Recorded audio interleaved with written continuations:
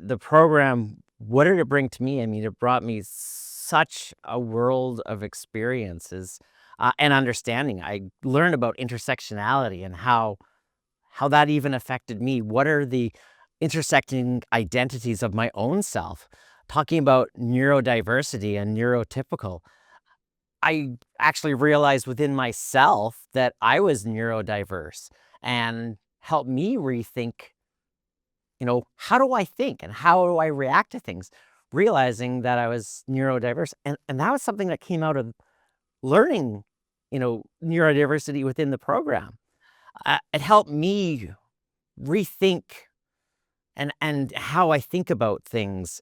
Uh, Looking at like the culture of hockey, which is my biggest passion, and seeing the change that needs to reflect there. And a lot of people that I know in marginalized communities within hockey who have been saying these things for so long and how to get that message across.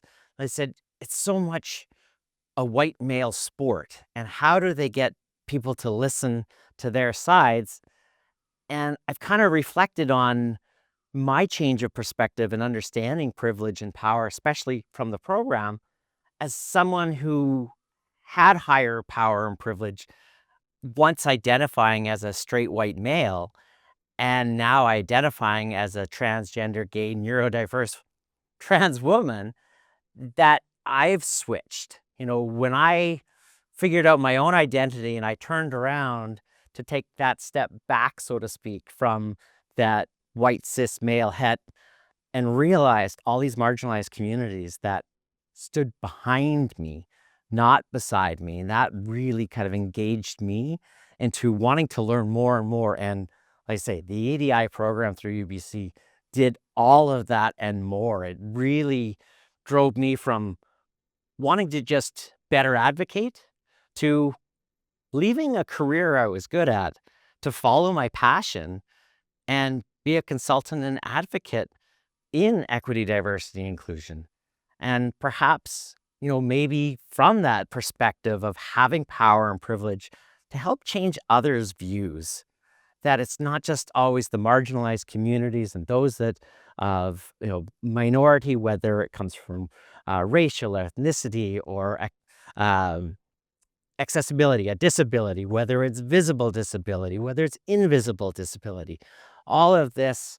And it needs to be everybody advocating. And like I say, that shift, that change in mindset was so critical, and why I wanted to go and become a consultant to really talk about what equity, diversity, inclusion, accessibility, and the true sense of belonging really means. And again, I started taking these courses not necessarily with the goal at the end of completing the certificate in EDI, but as I started with the anti-racism activism and then taking another course and another course, it just built this fire inside of me that, this is true change. This is true learning about what equity, diversity, inclusion is all about. And that it's just, understanding, the life and culture around us. And then, it, like I say, it just really opened my eyes uh, to understand more about others who have had their voices silenced or have been told to be invisible. Everybody's there. Everybody is visible. Everybody has a voice. So I'm here to help them find that voice. Not find the voice, helping to create the environment for everybody to be able to speak, to be able to have that voice, because they already do. Maybe it's quietening others that are a little too loud sometimes.